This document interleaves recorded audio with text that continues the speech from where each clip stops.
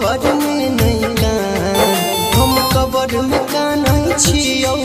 तू कोहबर में नहीं कान तू चाहे दुनिया में छही हमरा वही जे बोलाए रे जान तू चाहे दुनिया में छही हमरा वही जे बोलाए रे जान तोरा घर बरनी मन मिललो हमरा मिललै गे शमशान तोरा घर बरनी मन मिललो हमरा मिललै गे शमशान तू चाहे दुनिया में छही हमरा वही जे बोलाए रे जान तू चाहे दुनिया में छही हमरा वही जे बोलाए रे जान।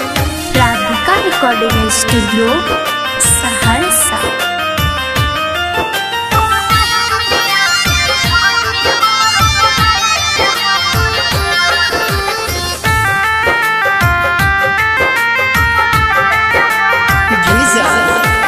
प्यार के दुश्मन हमर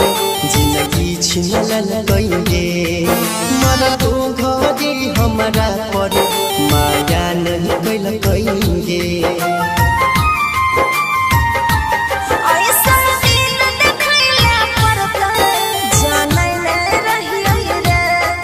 मारै छै दुनिया ताना कोना के सहियै रे तनी सांस चलै रह कहियो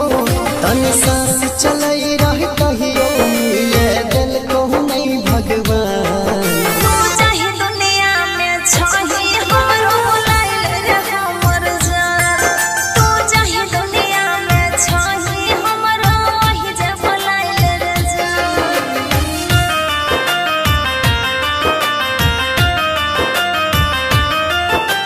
म्यूजिक बाय सुदीप सहरसा।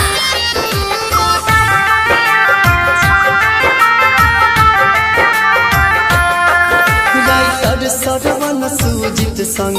चल गेलहि ससुर नगर में हम तोहर दुनिया छोड़ के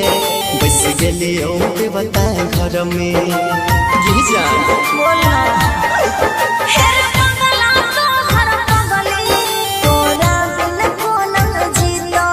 तोरा स्वर्ग में कहियो जेतो जहरियाई हो पीतो अब जीवन से